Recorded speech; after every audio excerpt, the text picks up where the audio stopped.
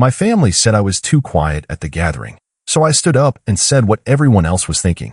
I'm 26, and 3 weeks ago at my cousin's wedding reception, my family finally pushed me too far with their constant comments about my personality.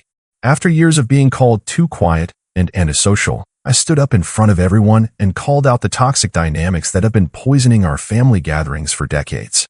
What happened next changed everything.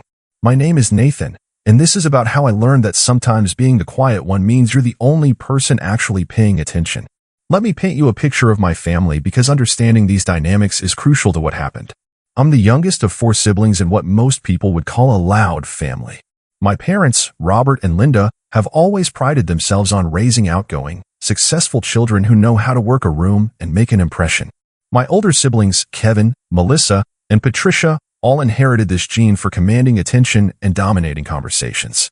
Then there's me, the quiet one, the observer, the one who sits back and listens while everyone else fights to be heard. Growing up, this personality difference was treated like a character flaw that needed constant fixing. My parents would push me to speak up more at family dinners, forcing me to tell stories or share opinions when all I wanted was to enjoy my food and listen to the natural flow of conversation around me. When relatives would visit, Mom would inevitably introduce me with some variation of "Nathan's our shy one, but he's very smart when you get him talking," as if my natural personality was something that required an apology or explanation. The message was crystal clear from an early age. My authentic self was somehow deficient, something to be overcome rather than accepted. This pattern continued and actually intensified as I moved into adulthood. Every family gathering became an exhausting exercise in managing everyone else's discomfort with my quietness. I'd arrive at events knowing with absolute certainty that someone would inevitably comment on how I'd never talk anymore or ask if everything was okay because I wasn't contributing enough to the chaos that passed for meaningful conversation in my family.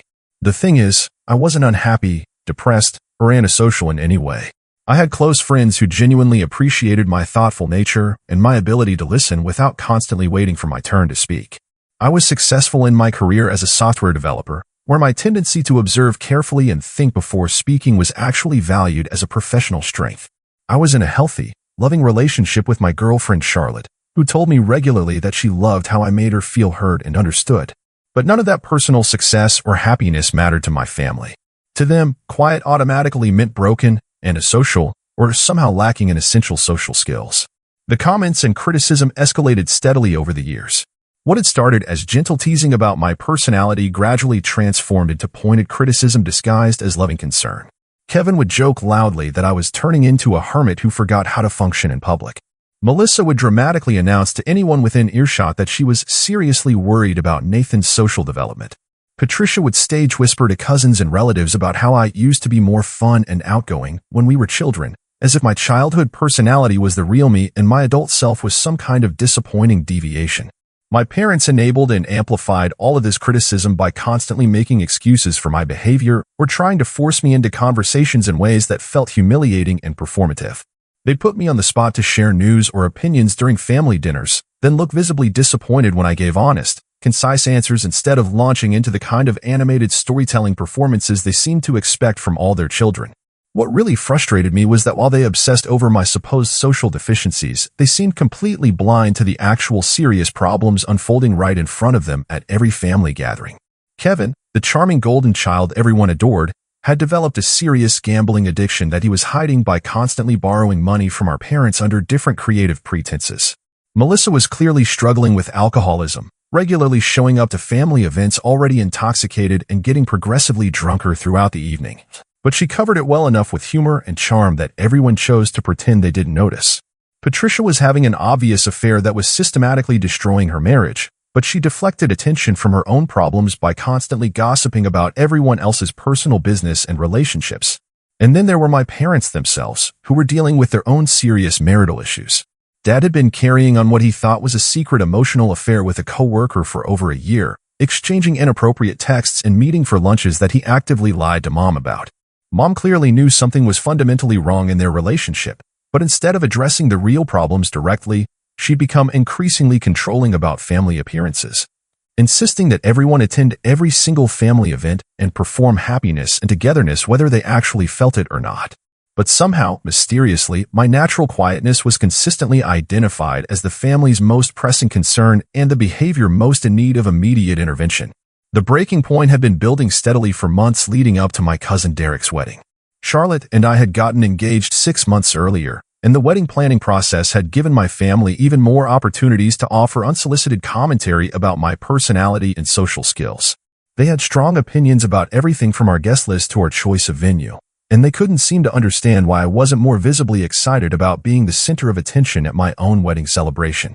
"You really need to work on your social skills before the big day," Melissa had announced during a recent family dinner, her words slightly slurred from the wine she'd been drinking since arriving. "No one wants a groom who looks like he'd rather be literally anywhere else on earth."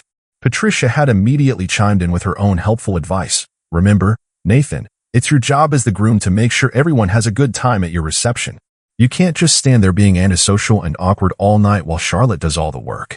Even Mom had gotten involved in the coaching sessions, gently suggesting that maybe I should consider taking a public speaking class or practice telling entertaining stories about how Charlotte and I met and fell in love. Because apparently my genuine happiness about marrying the woman I loved wasn't enough, I needed to learn how to perform that joy in a way that met their specific standards for social acceptability. Derek's wedding was held at a beautiful country club, and the reception was exactly the kind of event my family thrives at. Lots of people, lots of noise, lots of opportunities to network and show off their social skills. I was actually looking forward to it because Derek and I had always gotten along well despite our different personalities, and I was genuinely happy for him and his new wife Amy. Charlotte and I arrived on time, found our assigned table, and settled in to enjoy what promised to be a lovely celebration. The ceremony had been beautiful and heartfelt. Derek looked happier than I'd ever seen him, and Amy was absolutely radiant. Their families seemed to genuinely like and respect each other, which felt refreshing compared to some of the more dramatic family weddings I'd attended over the years. For the first hour or so of the reception, everything proceeded normally and pleasantly. I chatted comfortably with cousins I rarely had the chance to see, congratulated Derek and Amy on their beautiful ceremony, and enjoyed watching Charlotte effortlessly charm my extended family with her natural conversation skills and warm personality. I was perfectly content to let her take the lead in most social interactions while I observed and contributed to conversations when I had something meaningful or interesting to add. But as the evening progressed and the alcohol began flowing more freely throughout the reception, the familiar family patterns started emerging with depressing predictability. Kevin made the first pointed comment during the cocktail hour, speaking loud enough for several relatives and family friends to hear his observation. "Look at Nathan over there," he said with theatrical gestures, pointing his beer bottle in my direction. "Still working hard to master the fine art of saying absolutely nothing, I see." A few people laughed awkwardly at his comment, and I tried my best to brush it off as typical Kevin behavior. He'd clearly had a few drinks already and was performing for the cousins who had always found his supposed wit entertaining. But then Melissa decided to join the commentary during dinner. She was sitting at the table directly next to ours, and she kept turning around to make loud observations about my behavior for the benefit of anyone within earshot. "Nathan, are you feeling okay tonight? You haven't said a single word in 20 minutes, she announced dramatically, causing people at multiple nearby tables to turn and look at me with concern. "Charlotte, is he always this antisocial at family events? Or is something wrong?" I could see Charlotte getting genuinely uncomfortable with the sudden unwanted attention, but she handled the situation with her usual grace and diplomacy, explaining calmly that I was perfectly fine and was simply enjoying listening to everyone else's stories rather than feeling compelled to dominate conversations. But Melissa wasn't satisfied with that perfectly reasonable explanation. "That's really sweet of you to defend him like that," she said with a patronizing smile that made my skin crawl. "But Nathan's always been exactly like this. We've been trying to get him to come out of his shell for literally years now." The running commentary about my personality continued relentlessly throughout the entire reception. Patricia made several jokes about how I was obviously practicing for my own wedding by perfecting the fine art of disappearing into the background completely. Dad suggested with a chuckle that maybe I should give an impromptu practice speech since I'd need to actually talk during my own reception in a few months. Mom kept asking repeatedly if I was feeling all right because I seemed even quieter than usual tonight, as if my normal personality was already concerning, but tonight's version was approaching crisis levels. With each passing comment, I felt my frustration and anger building steadily. Here we were at Derek's wedding, supposedly celebrating his happiness and new marriage, and somehow my personality had become a primary topic of discussion for half the family. I was angry about the constant criticism, embarrassed that Charlotte was witnessing this toxic dynamic firsthand, and absolutely fed up with being treated like a problem that needed immediate solving. But what really pushed me toward my breaking point was watching the staggering hypocrisy play out in real time right in front of everyone. While Kevin was making jokes about my supposed lack of social skills, I watched him disappear from the reception 3 separate times to make phone calls that I was absolutely certain were to his bookie. He'd return from each call looking progressively more stressed and agitated, but everyone continued to ignore his obvious anxiety because he was still cracking jokes and buying rounds of drinks for the table. While Melissa was loudly criticizing my quietness, she was working on her 4th large glass of wine despite the fact that she'd driven herself to the wedding. She was getting noticeably louder and more inappropriate with each drink, but everyone laughed along with her increasingly slurred stories instead of expressing any concern about her obvious drinking problem. While Patricia was suggesting that I needed to be more social and engaged, she was texting constantly throughout the dinner service. From my angle, I could clearly see that she wasn't texting her husband, who was sitting right next to her looking miserable and completely ignored. She was obviously communicating with someone she shouldn't have been, but no one called her out for being rude to Derek and Amy by staying glued to her phone during their wedding reception. And my parents? Dad spent half the evening stepping outside to take what he claimed were urgent work calls, but I could tell from his body language and the way he'd smile while talking that these conversations had nothing to do with his job. Mom spent the other half of the evening making passive-aggressive comments to him about his distraction and then redirecting her frustration by intensifying her criticism of my behavior. I was watching my family systematically fall apart in slow motion, and somehow my natural quietness was being treated as the elephant in the room that everyone needed to address. The final breaking point came during the traditional toast portion of the reception. Derek's best man had given a genuinely beautiful speech about friendship, loyalty, and the importance of finding someone who loves you for exactly who you are. Amy's sister had shared a touching story about watching their relationship develop and how obvious it was that they brought out the best in each other. When the microphone was opened up for anyone else who wanted to say something, I knew exactly what would happen next. Kevin grabbed the microphone first, naturally, and launched into a rambling toast that somehow became more about showcasing his supposed comedic talents than celebrating Derek and Amy. He told several stories that were really about his own adventures, with Derek functioning more as a supporting character in Kevin's narratives than as the groom being honored. Melissa followed with what started as a sweet story about Derek's childhood, but quickly devolved into a detailed account of her own dating disasters and relationship philosophy. By the time she finished, most people had forgotten she was supposed to be talking about the happy couple. When Patricia took the microphone, she used the opportunity to make pointed comments about the fundamental importance of honesty and transparency in marriage, while staring directly at her husband with barely concealed hostility. Everyone could feel the tension, but no one acknowledged the obvious subtext of her remarks. Then Mom stood up and approached the microphone, and I could see exactly where this was heading based on the determined look on her face. "I want to say something about the beauty of family," she began, her voice carrying that particular tone she used when she was about to deliver what she considered profound wisdom. "It's so wonderful to see everyone together tonight, supporting Derek and Amy as they begin this exciting new chapter of their lives. Family gatherings like this remind us how important it is to stay connected and engaged with each other, to share our hearts openly." She paused dramatically and looked directly at me with that familiar expression of loving concern that I learned to dread. Some of us are naturally more outgoing and expressive, and some of us need a little gentle encouragement to share what's truly in our hearts. But that's exactly what family is for, helping each other become the very best versions of ourselves. The implication was absolutely crystal clear. Even at Derek's wedding, celebrating his happiness, she couldn't resist taking a public shot at my personality while disguising it as heartwarming wisdom about family love and support. That's when something fundamental inside me finally snapped. I stood up from my chair, walked deliberately across the reception area to where Mom was standing with the microphone, and gently but firmly took it from her hands. The entire room went quiet, probably because no one in my extended family had ever seen me voluntarily speak in public, let alone interrupt someone else to do it. But I was completely done being quiet about the things that actually mattered.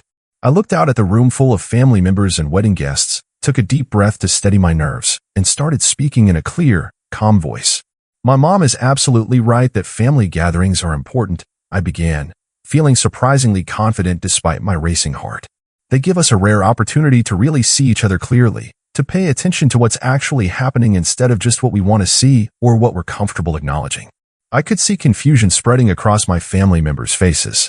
This obviously wasn't the direction they'd expected my first public speaking moment in years to take.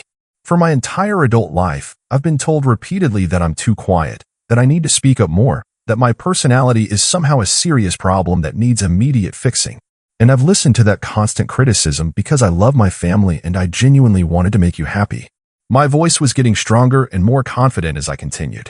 But you know what I've learned from being the quiet one all these years? I've learned that sometimes the people who talk the least are actually the ones who see the most clearly. And I see a lot that apparently no one else wants to acknowledge or address. The room was completely silent now. Even the catering staff had stopped moving around and were listening intently. Kevin, I see that you've left this reception 3 separate times to take calls from your bookie, and you're obviously stressed about gambling debts you can't afford to pay because you've been hiding your addiction again. Mom and Dad, I see that you've been quietly covering his losses while lecturing everyone else in the family about financial responsibility. I could see Kevin's face go completely white, but I wasn't finished. Melissa, I see that you drove yourself here tonight despite being drunk enough that you're slurring your words. I see that this isn't remotely the first time this has happened, and I see that everyone's pretending not to notice because it's easier than having a difficult conversation about your drinking.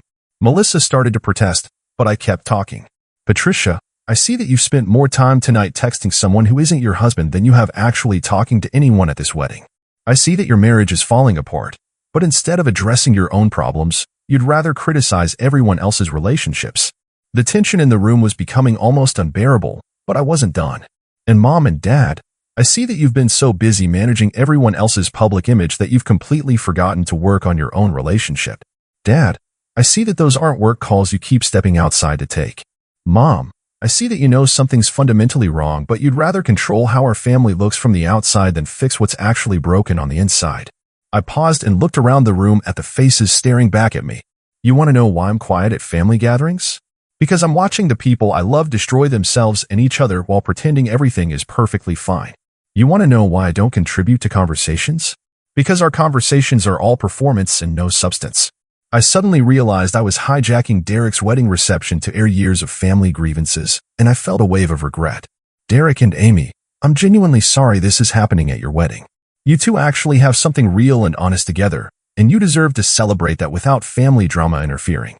I handed the microphone directly to Derek and walked back to my table, where Charlotte was looking at me with a mixture of pride, concern, and amazement. The room stayed completely silent for what felt like an eternity. Then Derek, demonstrating exactly why I'd always respected him, managed to gracefully redirect the energy by making a thoughtful comment about how family love is complicated but always worth fighting for. And gradually the reception resumed its normal rhythm. But I knew the damage was done. Or maybe, finally, the healing could actually begin. The aftermath of my speech was immediate, intense, and completely unavoidable. Within hours of Derek's reception ending, my phone was buzzing constantly with calls and texts from various family members. The responses ranged from fury and shock to, surprisingly, genuine gratitude and relief. Kevin was predictably angry, accusing me of deliberately humiliating him in front of our extended family and threatening to cut all contact with me permanently. He claimed I'd completely misunderstood his phone calls and that I had absolutely no right to make assumptions about his personal business, let alone share those assumptions publicly. Melissa was devastated, alternating between angrily denying she had any kind of drinking problem and leaving tearful voicemails apologizing for her behavior while asking how I could do something so cruel and public to my own sister. Patricia was defensive and hurt, insisting that her marriage problems were none of my business and that I'd crossed a serious line by bringing up private matters at a public event. She accused me of using my quiet observer role to essentially spy on family members and then weaponize that information against them. My parents had the most complicated reactions. Mom was deeply hurt and angry, claiming I'd violated the trust that naturally comes with being someone people confide in. She said that being observant didn't give me the right to use what I'd noticed as weapons against the family. Dad, however, surprised me completely. He called me the day after the wedding and asked if we could meet privately for coffee. When we sat down together, he quietly admitted that I'd been absolutely right about his inappropriate relationship with his coworker. He said he'd been planning to end it for months but hadn't known how to address the damage it had already done to his marriage with Mom. But the most unexpected response came from Derek himself. He called me 2 days after his wedding, and I was prepared to offer a lengthy apology for disrupting his reception. Instead, he thanked me. I've been watching our family pretend everything is perfectly fine for years, he told me earnestly. Amy and I have actually been talking about whether we even want to have children because we don't want to raise them in this kind of environment where everyone has to constantly perform instead of just being real and honest with each other. He explained that my speech had been jarring and uncomfortable, but also necessary. Several cousins had approached him afterward to say they'd been thinking similar things about our family dynamics for years, but hadn't known how to address the problems or even whether it was their place to try. The most significant immediate change was in my parents' relationship. Within a week of the wedding, Dad had completely ended his emotional affair and asked Mom to go to couples therapy with him. Mom agreed, but only if the entire family would consider participating in some kind of group counseling to address the broader issues I'd raised so publicly. Over the following weeks, the family began having conversations we'd never had before. Kevin eventually admitted his gambling had spiraled completely out of control and asked my parents to stop covering his debts so he could face real consequences. Melissa got a DUI 3 weeks after the wedding and could no longer deny her drinking problem. Patricia and her husband decided to either rebuild their marriage honestly or end it with dignity instead of continuing to live in dysfunction. It's been 3 months since Derek's wedding now, and I'm still processing everything that's changed in my family and in myself. The most surprising discovery has been that I'm not actually as quiet as everyone always thought. I was just being selective about when and where I used my voice. When I'm in environments where honesty is valued over performance, where listening is appreciated rather than criticized, I actually have quite a lot to say. I've started speaking up more at work, contributing ideas that have led to significant improvements in our team's processes.